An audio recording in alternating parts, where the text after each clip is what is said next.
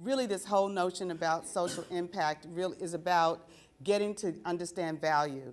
And that's a word that, at least in all of my years of experience, and I've been somehow connected to the nonprofit world in virtually every aspect of it for about 30 years now. So when you start looking at value, you come to understand that while that's a phrase that we generally think about when we go shopping, it's become very important in the way that we actually think about the way that nonprofits provide service and which ones are worthy of continuing that service.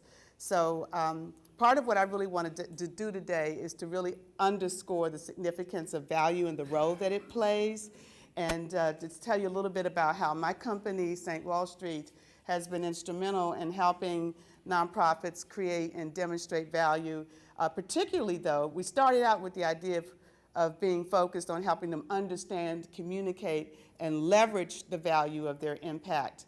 But we also found as we started doing that for a lot of the reasons that have been stated here, the difficulty with people hanging around, the difficulty in just sort of staying connected to your market, all those things, we found it was necessary also to share with them ways to help them create that kind of impact so they would have something to be measured. So I'll start off with the statement that actually value perception drives decision making. Probably as important as research and evaluation is to the whole notion of assessing impact, when it gets right down to it, it's really what people think the value is that drives how they're going to respond, whether the idea is to give money or to continue to providing a service or whatever it is. It's that value perception. And so we really have been working very hard to help people perceive the value of the way nonprofits serve in a different way. And along the way, we've actually become instrumental in helping the nonprofit leaders themselves recognize and respect the value of their work in ways that they hadn't thought, hadn't even considered before. So the program return on investment model is a model that we've developed, and I'll tell you a little bit about it along the way. But starting off, I'll tell you a little bit about me. My background actually was corporate marketing. So I found myself as a Christian being dragged kicking and screaming into the world of nonprofit services. It really kind of got started because the people who were the head of the company for which I used to do the corporate marketing decided that they wanted to start a nonprofit. And the nonprofit they started in Washington, D.C. was to actually help people be able to afford homes, low-income people be able to afford homes. Well, their company had been one that serviced low-income mortgage loans. So actually the thing that kind of got interesting about it was there was this big dilemma over how we were going to start this nonprofit program. Were you going to charge people to get involved in home ownership, and low-income people at that? And so there was this argument going back and forth between myself and this other lady who was a marketer called in for the purposes of helping to plan this thing. And my position was, you better charge them. And it's like, what? And her position was, you can't charge poor people. And my thought was, you better charge them. Well, it turned out that the organization did decide to charge them, and if you understand it, it's because what's not paid for is not valued. And so we actually ended up with a model that was called Home Free USA, which still exists today, and that was in the early 90s that I helped them launch that. And it is a fee-driven model, and it has done incredible work. It's grown now across the nation and has, I believe, some 90 affiliates and a multi-million-dollar budget. So once I kind of got into it, it got exciting because finally, I was able to market something that had an awful lot of social meaning and social benefit. So out of a lot of years of struggle and study and experiences, more than I have time to go into this morning, St. Wall Street was born. And so today we really focus on helping nonprofits understand, communicate, and leverage the market value of their services. Specifically the PRI component, because we do training as well as helping to do the valuation. And let me say this, the training becomes very important because while we kind of get social impact in this room and while it's still evolving as a process, nonprofits by and large are just totally foreign to this. They are of the old school belief that, look, I'm just doing a good job, give me some money so I can keep doing it. They really don't get the idea of needing to demonstrate the value of their work, and so the training becomes important for much of the reason that Roxanne spoke to this morning, getting them on the right leadership path for this. And as you heard me say, her comments about how that needs to happen and why that needs to happen was right on point, right in line with all the things we began experiencing when we first took PROI into the marketplace. Program return on investment monetizes the value of social impacts as they are evidenced by evaluation. So we don't do the research, we use the research that you researchers do. We don't do the evaluation. We help interpret the outcomes that the evaluation produce in line with those things that can be valued. So some people say, well, you know, how in the world do you value the idea that faith may help a person get back on track? Well, we don't measure the faith, we measure the getting back on track. So we really take a good look at what's associated based on research. Our research got started courtesy of a model that was produced at the federal government's request by the National Fatherhood Initiative that was entitled the $100 Billion Man Report. And back in 2009, when this report, I believe it was when it first came out, we took a good look at the data that they had in that report. It was all in an aggregate form.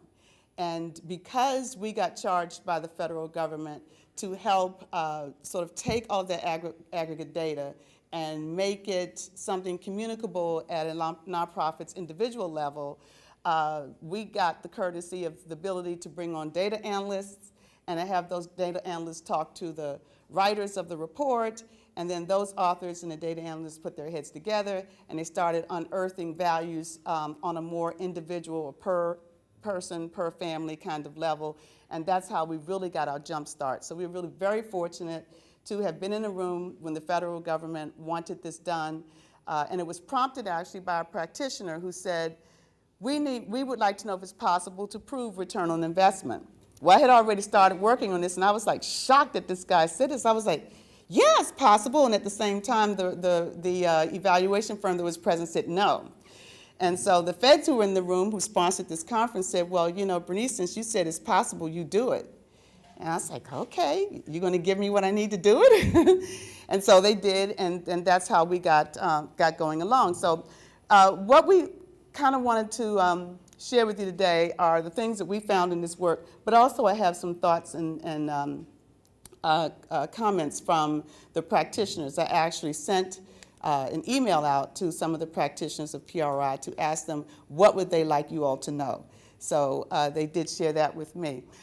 Getting back to PROI, the good parts about it is that it enables charitable investors to discern impact in a language they understand, that language, of course, being dollars and cents. That it also, it sort of gets nonprofits to willingly engage in what we call a value-driven approach to sustainability. And I say willingly because, as most of you probably know, if you've dealt with nonprofits, they do not like evaluation. They do it because it's a compliance thing. You know, I got to do this, so I'm going to do it. But what we have found is that when we help them understand that what they're evaluating can actually indicate value that can be assigned dollars in front of it, and then they can use the value that has been determined to make a better pitch for support, then they get a lot more excited about it. And so now they want to know, well, what else do we need to evaluate, and how do we use this? And then also another thing that we found is that those critical and yet socially unpopular programs really benefit from this because they get to improve investment worthy. So when you have programs that are dealing with fatherhood, which has been a big deal lately, healthy marriage, you know, who really cares if somebody else's marriage makes it? When you're looking at abstinence education, when you're looking at those really sort of stickler social issues that most of us don't really want to address or don't see as important as, you know, rescuing families who have been devastated by tornadoes, then it becomes important for these particular programs to really understand what their value is outside of just the framework of their social issue. What is the benefit of a father to our country? What is the benefit of an abstinence education program to young people. One of the things we found just by using that instance for the National Abstinence Clearinghouse group, we did PRI training. And when we took a good look at what they were showing as outcomes, we kind of said to them, well, you know, your real benefit isn't abstinence. It's really about helping young people develop healthy behaviors and avoid all the risks that go along with their downfall. So, because they found that if kids aren't having sex and they've been educated against doing that, then they're less likely to get involved in drugs, they're less likely to get involved in crime, they're less likely to get, so we actually found that there was a whole package of benefits associated with the education they were doing, and it actually encouraged some of them who were part of that training to rethink their mission and to reframe the conversation about their work so that it was more focused on the benefits of the work that actually drove the creation of it in the first place. It wasn't just that kids were having sex, it was a problem. The problem was that when they had sex, they had these babies, and then sometimes to take care of the babies, somebody was going to commit a crime, and it was just a whole laundry list of things that were happening. So we found that it was really good to have a system that would allow them to value their work. And this is how this is a pyramid design that shows where PRI sort of fits in the framework of what happens with a program. First, of course, there is a program design that's foundational to the work.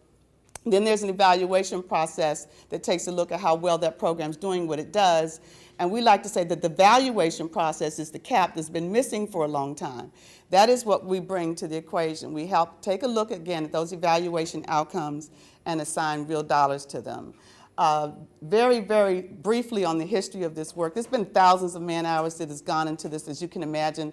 Beyond the NFI report that I mentioned to you, we've looked at a lot of reports. Things have come out of the Urban Institute, out of an awful lot of field relevant studies. And I have guys who do this. I am not the one, trust me. I am not the one. But we have guys who are really great at taking a look at all that data and then developing the impact analytics for PRI behind them. We've had multiple vetting forums with the federal grantees that we've been charged to serve. They come out of the Administration for Children and Families, which is under HHS. And the Office of Family Assistance is actually the division that has been funding PRI since 2009. Originally, we were doing this work as a subcontractor under ICF. For those of you who may know the famous ICF, they're big and global. And then last year, we actually did all of the work to become eligible to be a direct service provider to the feds. And so now we actually are the contract operation. We were fortunate enough to get a sole source award because there was no one else that was doing this work at the level we'd done it. So it was a very, very big push for this. But more importantly, we'd like to think it was a really, really good push for the organizations because the feds believed enough in the value that they were demonstrating and the effectiveness of this approach to want to fund it on an ongoing basis.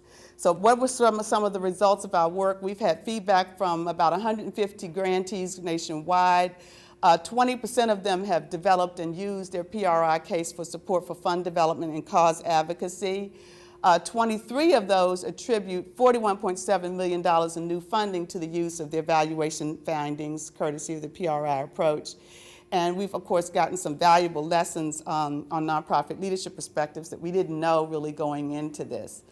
The $41.7 million we got very excited about, and that's just from those who subsequently I would see at another conference would say, guess what, we did this and we took this to our legislator and they gave us funding for, he got us funding for this. Or they got just really, we didn't officially measure to see what the effectiveness was. In fact, we were just committed to do the training.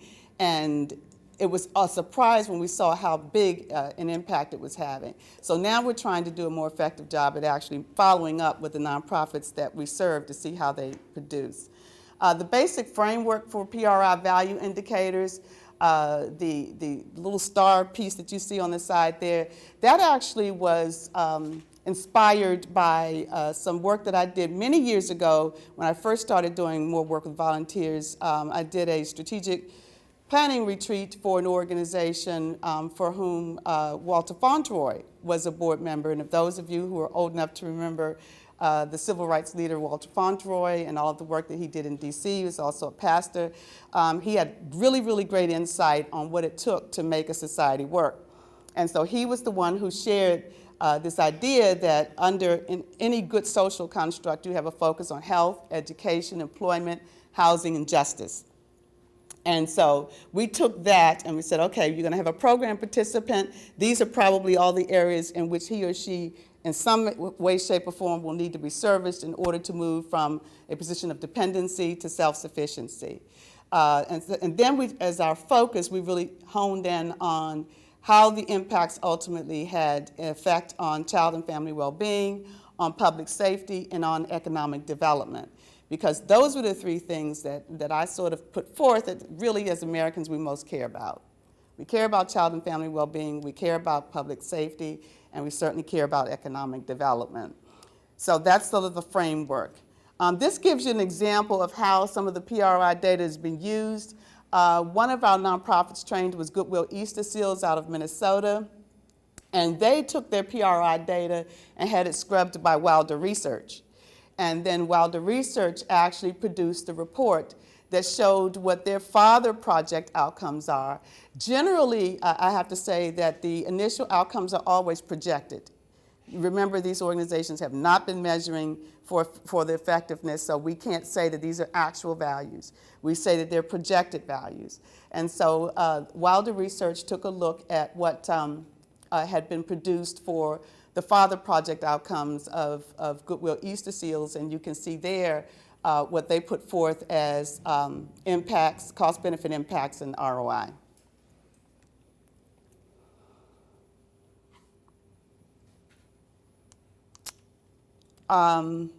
Did you all get that? I saw some heads turning. Was this okay? You need to see any more? Okay. I don't want to read all of it, but it was a tremendous impact for Goodwill Easter Seals, and I understand that they're still using this report in a number of ways to help advance the value of their work. Moving forward for PRI toward further support of impact valuation, we added a change leadership training, and again that ties into the comments earlier about the importance of leadership. So that these organizations would transition from being what we determined was need-driven to becoming value-driven along a customized success trajectory. That sort of framework that you saw earlier around health, education, employment, housing, and justice, that's the basic trajectory. But we actually customized one for each of the nonprofits that we serve, provided that we are able to do that under the contract, or in some cases they commission us to do it separately. And we'll create a trajectory that's based around whatever their service area is, and then help them develop what kinds of measures need to be looked at by way of impact, so that at the end of the day, everywhere that there's potential value, there's been some measurement, and then we can actually assign the value. So we're very happy to have added the change leadership training. The need-driven mentality really does prevail among nonprofits, as I'm sure you already know. We're doing this work, people need us, please support us is generally the mantra. But getting them to say, we're actually creating a value for you, and that this value is worth your continued support, Mr. Government, Mr. Taxpayer, Mr. Business. You really want to support us because that's a whole new conversation. And so we're helping them learn how to speak the language of their stakeholders. We're also constantly updating and adding data to produce the latest cost benefits and ROI calculations. And what I'm really excited about is that we're actually developing software to automate this whole process. We did a model a couple of years ago that won a lot of I should say, eager anticipation from the nonprofits. And now we actually have a couple of evaluation outfits that are very interested in attaching this kind of calculator to their evaluation offers for their nonprofits. So we are hastily working on developing the completed version of the automated process, so that one, my data analysts don't have to be continually inundated. Two, of course, it cuts costs, it improves efficiency, and it certainly better ensures accuracy. We have found that when I have data analysts who are working for multiple nonprofits and they're trying to do these calculations and turn them around often as quickly as the nonprofits might need them, there's of course a greater chance for error. So by looking at how we can automate that process, we can certainly prevent that. And then we are also exploring partnerships to expand the delivery of the trainings that we do and the servicing capacity of my team, because we are a small business, but this field is really exploding and the interest has been growing. We have a federal government client now that is our main force, but I just got finished doing a training in Memphis for their State Division of Correction. So we've gotten more state level interest that's sort of emerging, as well as more field specific interest. On next Monday, I'll be part of the National Practitioner Leadership Institute's next conference, and they actually attract fathers and healthy marriage practitioners, as well as some others that are looking at how to improve the outcomes for children. The lessons learned, this is really, again, in part what I gathered from the practitioners and what they wanted to tell you. The very first thing was that assumptions are dangerous, that there should be a symbiotic relationship between researchers and the affected nonprofits and communities so as to determine what impacts to measure and how to do so effectively.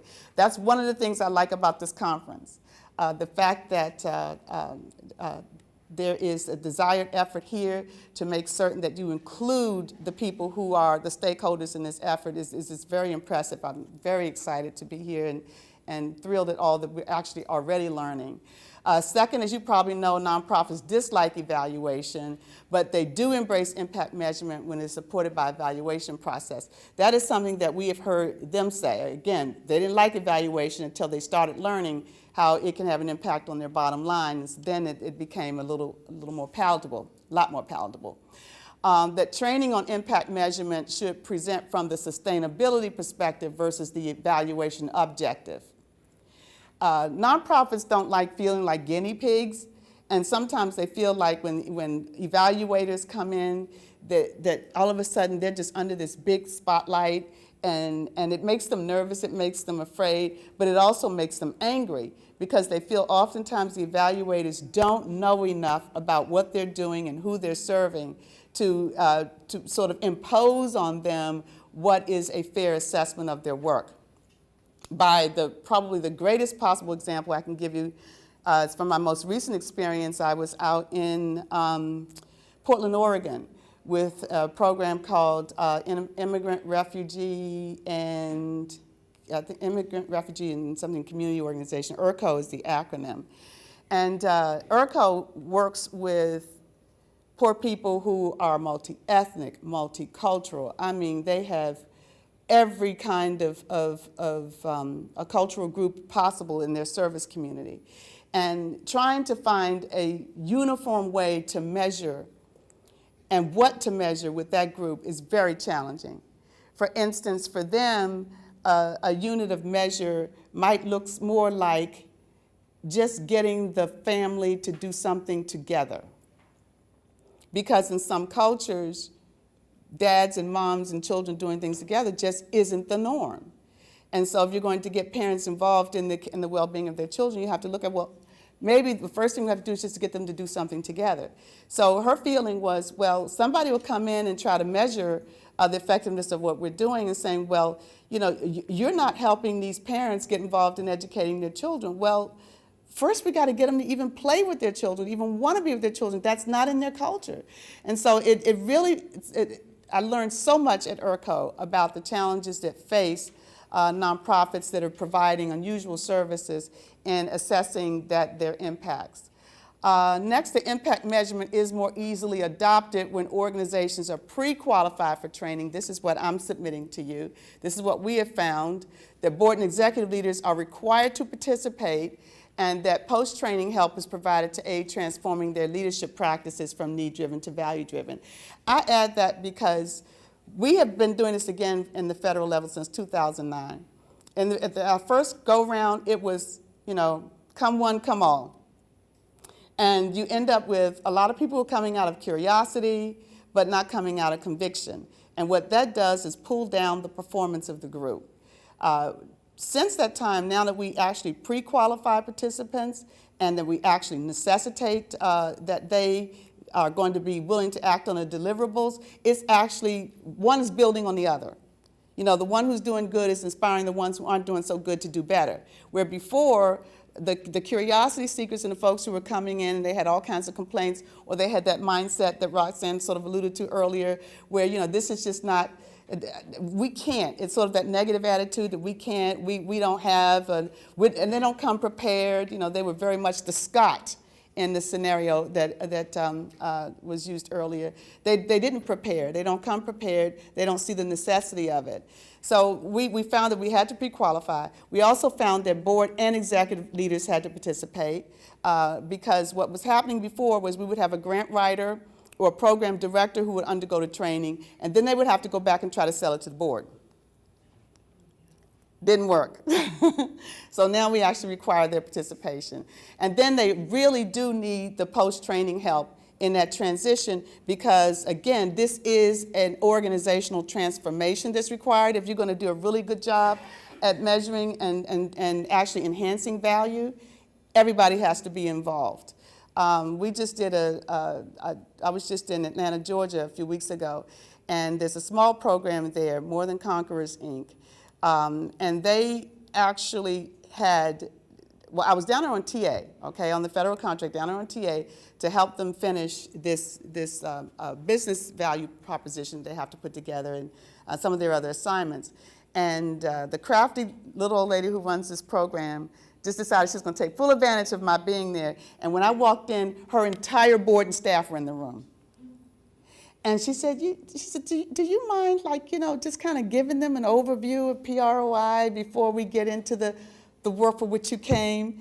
And so then I did that morning, and then at lunch I did a board intensive group, and then that afternoon I got to the business at hand for which I was dispatched. But they got it. You know, she wanted to make sure her entire board and all of her staff got it. Now, I was just there 2 weeks ago.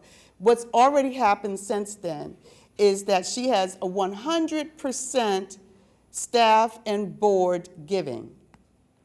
100% of the staff and the board who were present have decided that they're going to support the organization, which is part of what was the argument about the value. Look, you can't sell a funder on the value of your work if you're not investing in it. And so 100% of the staff decided they were going to give some measure of their paycheck back to the organization. 100% of the board is now supporting the work of the organization, and that was a real big boost to the morale of the group as well as to their chances for sustainability. I'm very confident about that. Last point, that the science of impact analysis is ever evolving, and we believe that so will our approach to valuation. So I'm not saying that we have a one-size-fits-all approach. I'm not saying that this is solid, but what I'm saying is it is a very good first iteration, something that we have been able to put forth that has proven at least effective, if not altogether on point. And my hope is that the things that I will learn from you today in the form of research and evaluation will help better inform our work. So that's all for me. Thank you for your time.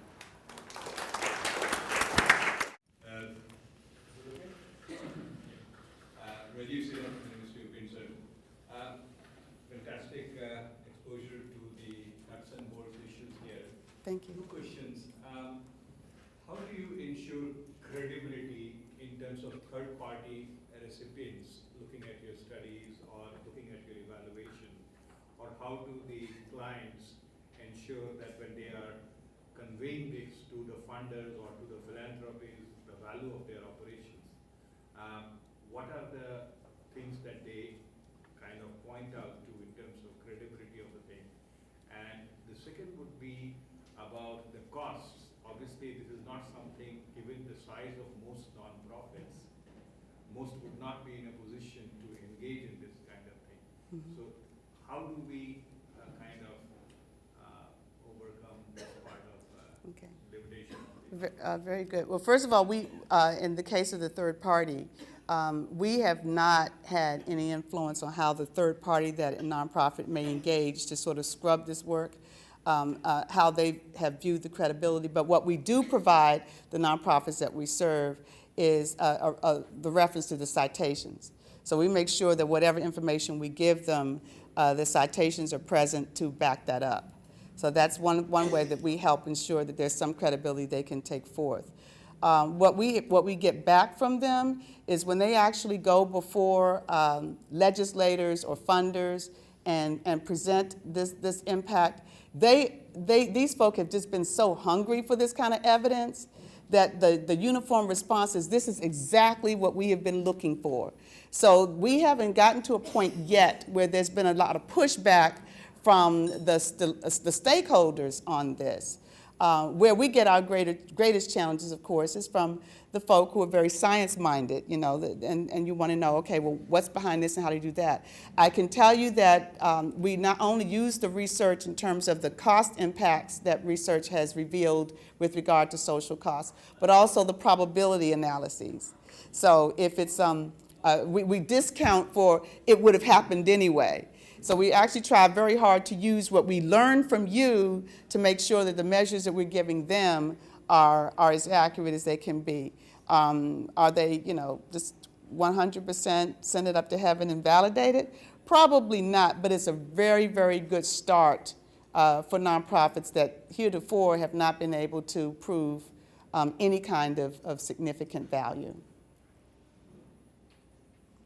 Yes, sir?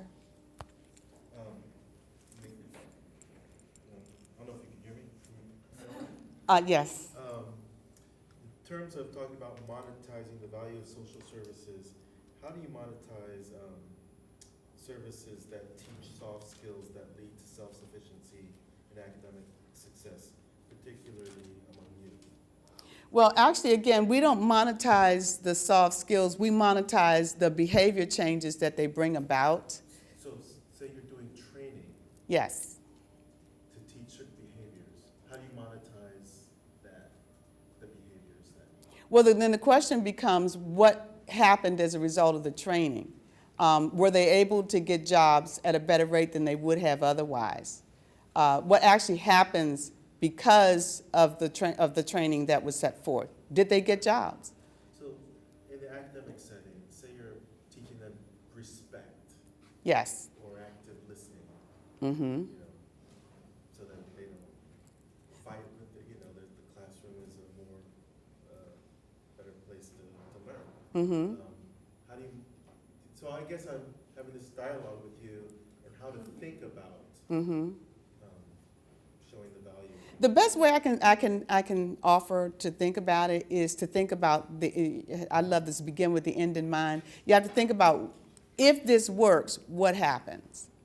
And not try to measure what you're doing, but what is the result of what you've done. One of the groups that we worked with in DC, they had a violence prevention program, and it really helped young people sort of get in touch with themselves and deal with self-esteem issues and all of that. Well, what that program found was, as a result, around the school where this program was being taught, auto thefts went down like 64%. And it was just, and there was nothing else that changed around the neighborhood. There wasn't stepped up law enforcement. There wasn't, there were no other indicators other than these young people had become all part of a program that helped them deal with the changes, the issues they were having within themselves. And the goal was just to reduce the violence in the school, but it actually had an impact outside of the school. And did you give the value, $5 million less stolen property? Well, we looked at what was the general cost assigned associated with auto theft. Yeah. So you have to really look at what ends up happening as a result of the services and not try to put a value on the services themselves. Yes, sir. Okay, no microphone. My name's Alan Carter from the University of Cambridge and Evidence-Based Health Solutions. And in my research on intervention design, we find often that... Stay close to the microphone, please. We can't hear you. It doesn't turn on, I'm afraid. You want to use this one? Sure. Thank you. Hi, my name's Alan Card. I'm from the University of Cambridge and Evidence-Based Health Solutions. And in my research on the design of interventions, what we've found is often the side effects are as big as the main effects of what you're trying to do. And as you mentioned, some of the positive side effects and the need to reframe the benefit so that you can get to the actual value proposition of what you're doing. I wondered if you could speak more to how you do that in your work in the nonprofit sector. How we get at more of the side benefits, you mean? Yeah, how you help them to understand what those positive side effects are so that they can be taken into account in their value proposition. How we help them understand what the side effects are, and by the we, you mean how we help the nonprofits understand what the side effects are? Well, actually, I have to be honest. The nonprofits pretty much inform us. We don't really tell them, but they really inform us. We get a good understanding about the work that they're doing. We scrub their website. We look for research that may have been done in their field. But by and large, when we ask them what happens as a result of their program, the very first thing they do is resort to programmatic language. They're accustomed to doing that. And they'll start talking to us like they talk to the government. And we go, okay, wait. Let's get real. Let's break it down. And we start asking the so what kinds of questions. And the approach we generally have taken is, okay, well, why is that important? Okay, well, then why is that important? Okay, well then why is that important? So by the time you get like 3 whys down, you really get to what is actually the benefits and the prompters for the work. And so it's then that we can start to, well, so then you also affect this and you also affect that. And then they get it. Another thing that we do is we try to help them think differently about their work. We move away from the idea of mission, which is very, very central. And then the next layer around mission is the field, whatever might have been the field that sort of was birthed because of some cause. So the exterior layer is cause. Within that you have field, and then within that you have mission. Well, they're very mission-minded, but those who give money are cause-minded. So we have to help them really get clear on the cause. What cause are you impacting? How are you making a difference to what matters to your stakeholders? And once they start breaking free of that, then they can start thinking about all the ways in which their programs produce a benefit. Yeah. Yes, sir.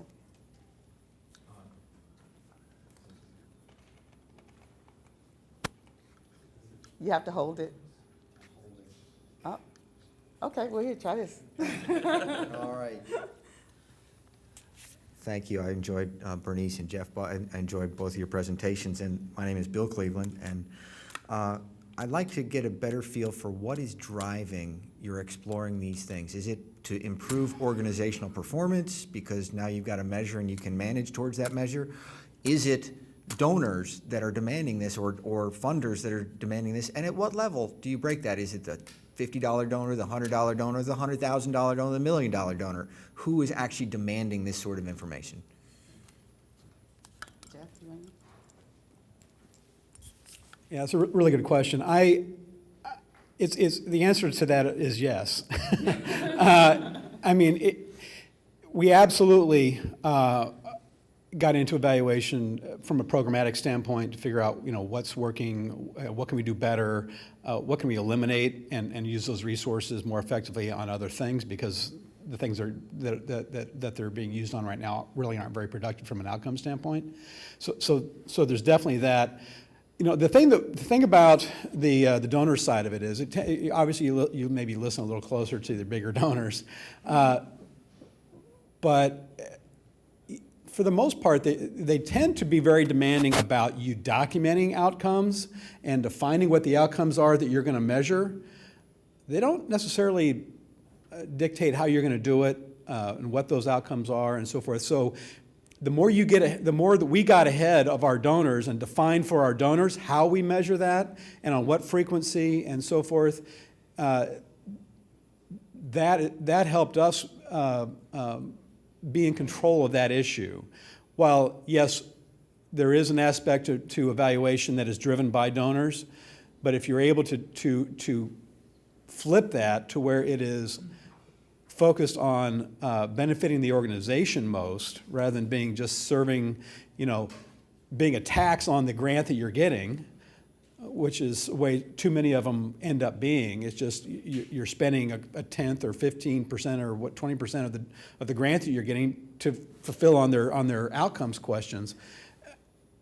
if you're able to change the evaluation dialogue about that to where it is organization fulfilling, then it really works both ways. And if I could just respond to your question a little bit. So because for us, evaluation isn't a one-time shot, a lot of those peripheral things that we have learned about ourselves and about our clients and what happens as a result of our program came from some of the early client interview approaches to evaluation and open-ended questions, and them telling us what was the important part of what happened. And then that leads to other questions and subsequent evaluations that lead to ability to monetize things. You know, if they say that, okay, well, they save 2 hours on average per day on commute time because they had their own car, well, then the next time you can ask, what do they use those 2 hours for? And then that led to the fact that their kids are getting extracurricular activities, and there's evidence on, you know, what the value in terms of outcomes for kids of them having the access to extracurricular activities. So you can start quantifying all of that kind of stuff. But it's a brick in a wall, and you're building it layer by layer, and so each evaluation should learn from the prior evaluation, and the questions that you're asking should inform on that. With regard to PROI, what drives us is the desire to help performing organizations remain sustainable. We think that the organizations do have to do a better job of informing the funders about what works. And oh, by the way, it is expensive for this kind of effort to be undertaken. We've been fortunate in that so far the federal government has funded the majority of our trainings, or we end up working with nonprofit organizations that can budget it. And even though we're really far more affordable than most evaluation services in terms of what we produce for them, it still is a challenge for nonprofits that are very small. And so part of what we're encouraging is that we all do a better job of educating philanthropists and funders on the importance of social impact so that they can get behind funding it, so that more of the nonprofits that may be small or may be under budgeted can actually get a chance to take a bite at this apple. So, yeah. You know, I mentioned $250,000 number before, but that's every 5 years. So we can accrue $50,000 a year over 5 years, and then we get to pay for it. And you know, I think again, going back to Bill's question, I mean, if you get ahead of this thing and structure your evaluation to be meaningful to your organization, so it has a real ROI for the organization, and you budget for it, and you do it in a frequency that you can live with, I don't buy the argument that it's too expensive for nonprofits to do effective evaluation. I think they're being maybe a little lazy in planning for it, but I think it's achievable if you manage it well. Yeah. The real big challenge for you is like if you're a nonprofit and the funding that you have says that all you can spend your money on is X, and you want to also have extra to do this Y part, it does get really hard for you, but it does issue you a challenge. Because again, with the leadership mindset, what you're going to do is start exercising some creativity to get the additional support you need to accomplish what you have determined is now important. So even with the nonprofit that I served in Atlanta, the fact that they now have 100% giving commitment from their staff and their board, that's money that they weren't getting before. And so that's money that might be able to be put into a pot to make certain that they're able to do the evaluation. So there are a lot of ways to creatively address the problem, but you really do have to have the proper leadership mentality. So I think that was a great kickoff to this conversation today, and a really important resonating message for all of us, that the leadership has to be strong, and that really there's going to have to be a momentum towards making certain that their whole focus is more outcome/value driven than it's ever been before. Yes, sir? Bernice, you can stay so the camera can see you. I'm sorry.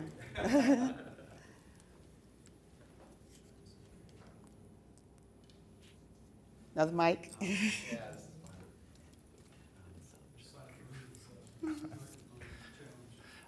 Rich Banisikowski from St. Paul, Minnesota. We're at a Catholic university. You mentioned your Christian faith. It seems to be important to your cause and to your values. In today's perhaps changing society, as in your work, as you're introducing yourself, your mission, and interacting with not-for-profits, you mentioned also legislators, government officials, do you find you're finding more support for your cause because of your faith, or are there examples of challenges when you talk about what you want to talk about? Oh my God, that's a serious question.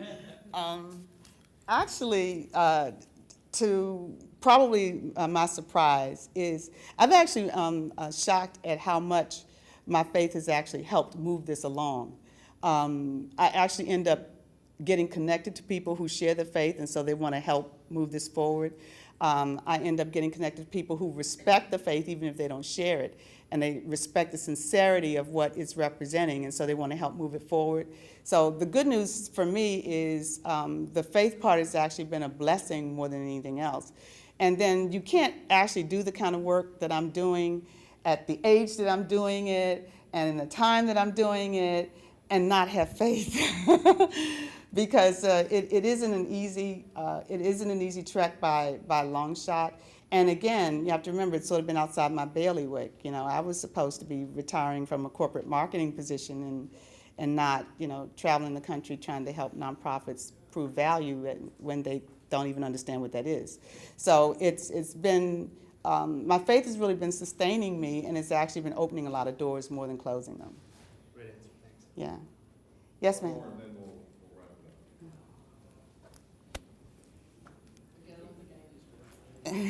wrap it My name is Kathy Schneider. I'm Executive Director of St. Margaret's House, a local nonprofit for women and children. How do you put a monetary value on the fact that 10 mothers used to hit their children and now they don't? I mean, how do you say these 10 families used to spank and now they use timeouts? The child used to have 5 admonitions for every 1 encouragement. Now they have 5 encouragement to 1 admonition. How do you put a monetary value on that? I think, as I said at the outset, that not all things can be monetized, but if a mother was hitting her child or abusing her child, and that child at times had to receive hospitalization treatment, and then that stops, we can monetize that. But if it's just what's been going on behind the walls, it's not something that we have to assign the value where the research shows that there's cost. And unfortunately, in that area, there isn't a cost that we can directly tie to. So I'm sorry, I wish we could. Maybe at some point there will be a way to assess that, but I don't know the answer to that question. Thank you. Yeah.